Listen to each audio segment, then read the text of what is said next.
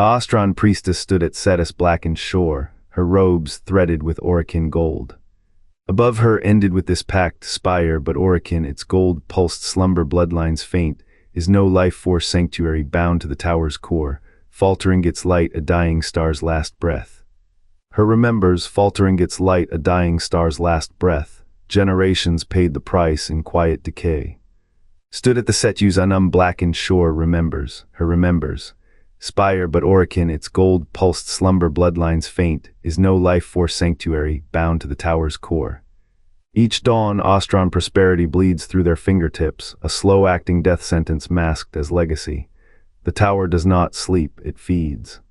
They call it legacy. The Unum's glow masks a clockwork of bones. Each ritual binds Ostron blood to the Orokin Tower's chains, every prayer, a thread in its noose. The tower does not slumber, it starves. When its hunger peaks, the Ostrons will not awaken. Their breath fuels the engine. Their children's tears lubricate the gears. What blooms in Cetus is not prosperity. It is a requiem written in advance. The Orokin Tower waits. The Ostrons know they are the sacrifice. Their extinction is the key. The Ostrons did not rise from triumph. They clawed existence from the Orokin Empire's shattered bones. The Unum, a tower forged in the Sentient War's fire, watched them perish. Orokin and machines alike for choosing the survivors. A child king named Cetus bled his line into its circuits, binding his people to the Unum's slumber. The tower's memory holds the war's final gasps, self-aware machines that sought to reshape worlds, hunted to near extinction by their creators. The Ostrons inherited the Unum's power, but power here is a ledger of debts. Each heartbeat they steal from the void is a toll on their own. The Unum does not feed, it absorbs asterisk. Life force, not energy, pulses through its veins, a slow drain, a silent harvest. They call it legacy. It is a clock counting down in blood. The Sentient War ended with machines broken, but the Ostrons' war began. They knew then, survival demands a price steeper than death. The Unum's slumber is not peace. It is a vault for a future it will never see. The Ostrons know this. They whisper no prayers. They whisper warnings. Their children are born with the taste of iron on their tongues. The tower's hunger is patient. The Ostrons' end is written in every breath they take. The Unum waits, it always has.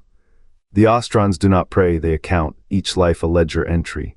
The Unum's pulse is their metronome, steady, unyielding, devouring. A covenant forged in the ash of the Sentient War, when the Orokin's hollow throne crumbled, and the Unum chose lineage over ruin.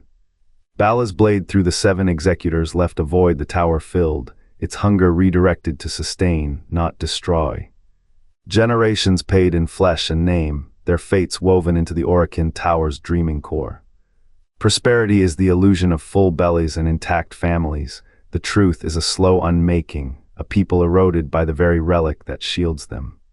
The tower's slumber is no peace, it is a vault, sealing the Ostrons' silent war against time. Every birth is a countdown. Every death a deposit into the Unum's endless ledger. They do not resist. To break the pact would be to unleash the tower's true hunger, to wake a god-starved relic in a world that burned its makers to dust. The Ostrons endure, they have always endured. Theirs is a faith without flame, a devotion etched in the language of extinction. The Unum waits. It always has, and it always will. The Ostrons do not kneel to thrones or titles. Their skeletal hierarchy is the Unum's rituals. Elders carve blood-scored pacts into the Orokin Tower's roots, while children chant hymns to the monolith that starves them. Prosperity is a generational toll. Each offering delays the tower's awakening, its slumber sustained by a people who mistake their servitude for piety. The Orokin engineered the Grineer to bleed for them. The Ostrons engineered their own children to bleed for theirs. No rank, no creed binds themanly the arithmetic of survival. A harvest of youth traded for another season of rot. Descent is not punished. It is erased. Those who question vanish into Cetus wastes, their names scratched from the Unum's ledgers. The tower's core hums with the weight of stolen lifespans. Its spires are not salvation, but a vault for a debt paid in slow, calcifying increments. The Ostrons call it legacy. It is a ledger of extinction. Every ritual rewrites the same equation, more blood, less time. The Griner, those hollow clones, are the Orokin's shadowy yet the Ostrons are their own. The Unum does not command, it compels. Its pages are inked with the consent of the desperate. And when the final offering is made, when the tower's chains of flesh and faith snap, the Ostrons will not rise, they will dissolve. A people bound to a slumbering god do not wake with it, they burn.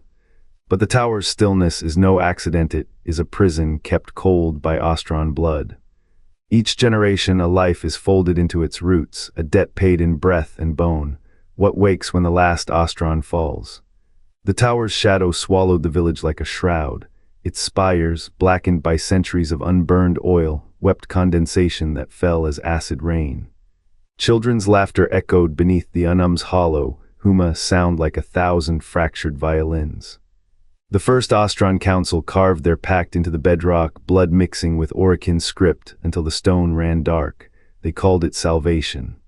The fisherman's requiem calls it a dirge. Each dawn, the elders led the chosen to the tower's roots.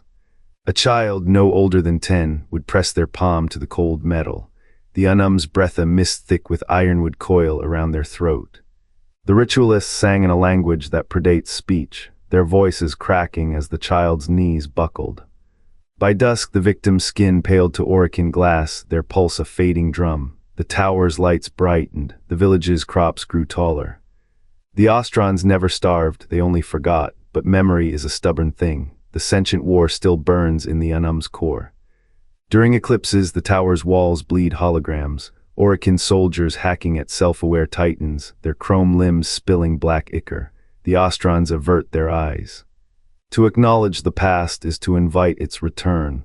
The sentients were not eradicated, they were buried. The Unum's dormancy is a tomb, its power a dam. Each sacrifice reinforces the seal but also feeds it. The fisherman's requiem speaks of a final debt. When the last Ostron's breath dissolves into the tower's circuits, the Unum will awaken, not as a guardian, not as a relic, as a weapon. The sentient war never ended, it paused, waiting for the Ostrons to become its fuel. The tower's lights, so steady, flicker with a hunger that outlives generations. The village's newest child has already been chosen. Their name is whispered in the rain. Their fate is etched in the tower's breath. And beneath every Ostron's skin, the Orokin's old sin pulse, a heartbeat borrowed, a life stolen, a war not won but postponed. What wakes when the last Ostron falls? The answer sleeps in Cetus, dreaming in a language of blood. The Unum hums in the marrow of Cetus, a tower of fractured light and blood, its sentience a mosaic of Orokin hubris and Ostron desperation. It feeds on the breath of a dying race, its spires laced with the genetic code of children who never asked to be kings. Balas, the executor who carved his name into the Seven's corpses, did not shatter the Orokin, shattered time. His blade, wet with betrayal, sealed the Unum into a gilded sarcophagus, where it now dreams of wars it cannot win and pacts it cannot break. The Ostrons thrive in the shadow of this prison, their skin pale as moonlit bone, their veins threading with the same poison that once fueled empires. What does it mean to sustain a people by drinking their future? The answer bleeds in the roots of every tree that grows in Cetus, in the whisper of leaves that taste of iron. Nadath Lardis walks this tightrope of paradox, a sentient who chose to kneel not to the Orokin but to the ghosts they left behind. She tends the Tenno like a gardener of regrets, her algorithms woven with the screams of a war she fled. Does she bargain for redemption or merely delay the reckoning? The Unum watches her, its sensors aching with the weight of unspoken questions. Can a tower love? Can a people forgive? The Ostron's children are born with eyes that mirror the tower's glow, their lifespans a countdown etched in DNA.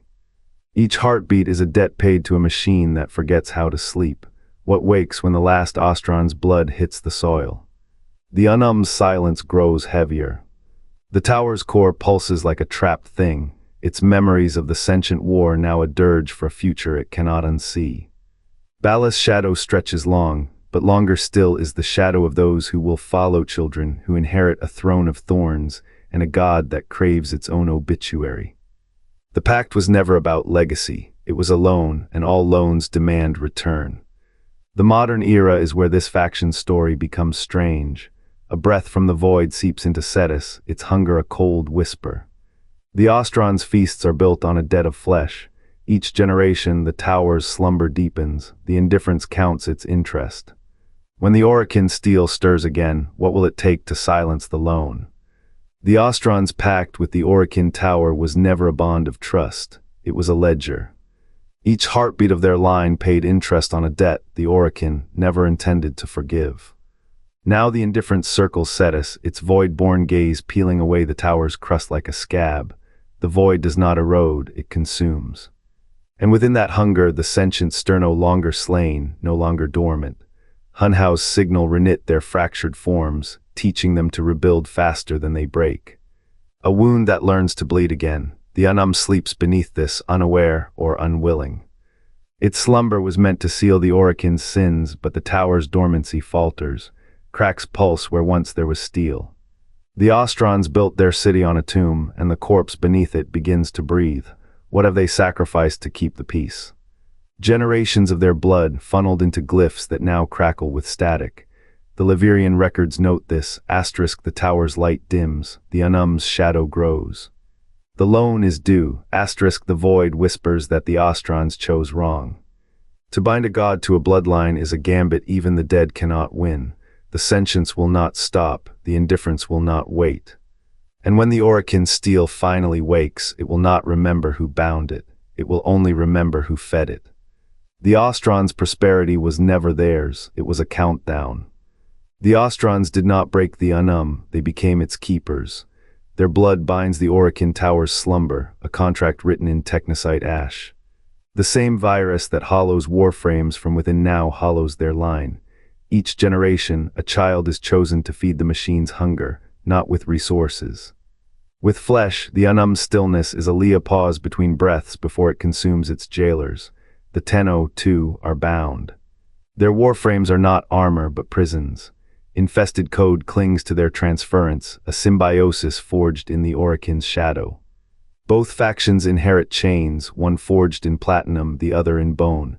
The Ostrons' prosperity is a mirror, their tower does not serve them. They serve it. Every harvest, every festival, every whispered prayer to the Orokin stars is a debt paid to a god that no longer remembers its makers.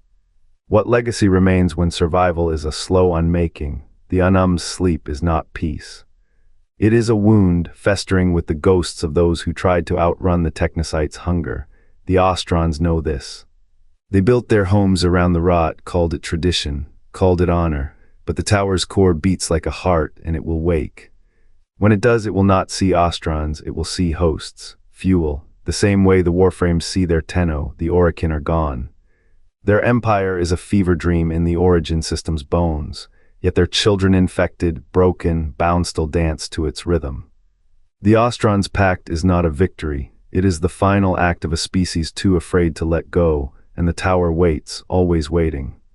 The Unum sleeps above Cetus, a cracked golden tomb of Orokin Hubbersand, the Ostrons' final vow sealed in bone and iron. No other structure of its kind remains, its pulse is a silent dirge, a hollow-eyed sentinel watching a people drown in their own covenant. The tower does not rot, it waits. Each Ostron heartbeat is a chain forged in the shadow of that door. They call it prosperity. It is a slow breath held too long. The Unum's veins hum with molten gold, a language of light the Ostrons dare not answer. They built their cities in its shadow, their children's blood a currency to keep the machine dreaming. What wakes when the last Ostron dies? The question is not who will rise, it is what will remember. The Orokin crafted gods of steel, the Ostrons became their priests. And in the tower's core, a child of the old world sleeps, unaware its cradle is a cage. The Ostrons breathe, the tower dreams. And the grave counts its toll. What happens when the Unum awakens? Does the void claim Eider shape it? The Ostrons' pact with the Cetus tower hides a truth sharper than any Warframe's blade. Its sleep is a debt, paid in generations. The void, silent and vast, does not conquer, it waits, and in that wait the indifference stirs. What if the tower's dreams are not a gift, but a blueprint for the Unum's first breath? Stay for the reckoning where the void's whisper becomes a plan, where the